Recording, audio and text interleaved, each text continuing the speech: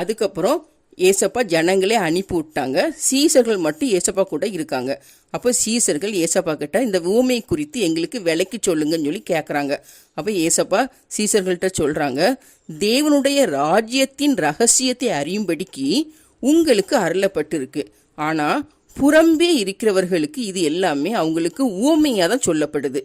நீங்கள் இந்த ஊமையை கூட அறிந்து கொள்ளலைன்னா மற்ற ஓமையெல்லாம் எப்படி அறிந்து கொள்வீங்க அப்படின்னு சொல்லிட்டு ஏசப்பா அந்த விதைக்கிறவன் ஓமையுடைய அர்த்தத்தை சொல்கிறாங்க. விதைக்கிறவன் வசனத்தை விதைக்கிறான். சரியா? விதை எதை குறிக்கிறது? வசனம். விதைக்கிறவன் எதை விதைக்கிறான்? வசனத்தை விதைக்கிறான். எல்லாரும் அந்த வசனத்தை கேட்குறாங்க. ஆனால் சிலர் என்ன பண்ணுறாங்கன்னா அந்த வசனத்தை கேட்குறாங்க. கேட்ட உடனேயே சாத்தா அவங்க இருதயத்திலேருந்து வசனத்தை எடுத்து போடுறான். இவங்க வழி அருகே விதைக்கப்பட்டவர்கள். அதுக்கப்புறம் சிலர் அந்த வசனத்தை கேட்டு சந்தோஷமா ஏற்றுக்கொள்றாங்க.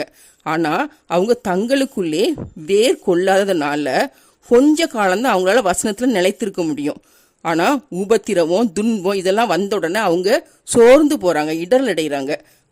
இவங்க இப்படிப்பட்டவங்க தான் கற்பாறை நிலத்தில் விதைக்கப்பட்டவர்கள். சிலர் என்ன பண்றாங்கன்னா வசனத்தை கேட்டு நிலைச்சு நிற்காங்க, கொஞ்ச நாள் நிலைச்சு நிற்பாங்க. ஆனால் உலக கவலை, ஐஸ்வர்யத்தின் மயக்கம், இச்சை இது எல்லாம் அவங்கள நெருக்கும் போது அவங்க பலன் கொடுக்க முடியாமல் போயிடுவாங்க. இவங்க தான் முள்ளுள்ள நிலத்தில் விதைக்கப்பட்டவர்கள்.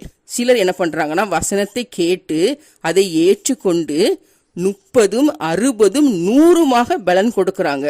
இவங்க நல்ல நிலத்தில் விதைக்கப்பட்டவர்கள். விளக்கு தண்டுக்கு மேலே தான் வைக்கணும். சரியா? தண்டுக்கு அடியிலையோ மரக்காலுக்கு கீழேயோ கட்டில் கீழேயோ வைக்க மாட்டாங்க. மேலே வச்சாதான் எல்லாருக்கும் வெளிச்சம் கொடுக்கும். வெளியரங்கமாகாத அந்தரங்கமும் இல்லை, வெளிக்கு வராத மறைபொருளும் இல்லை.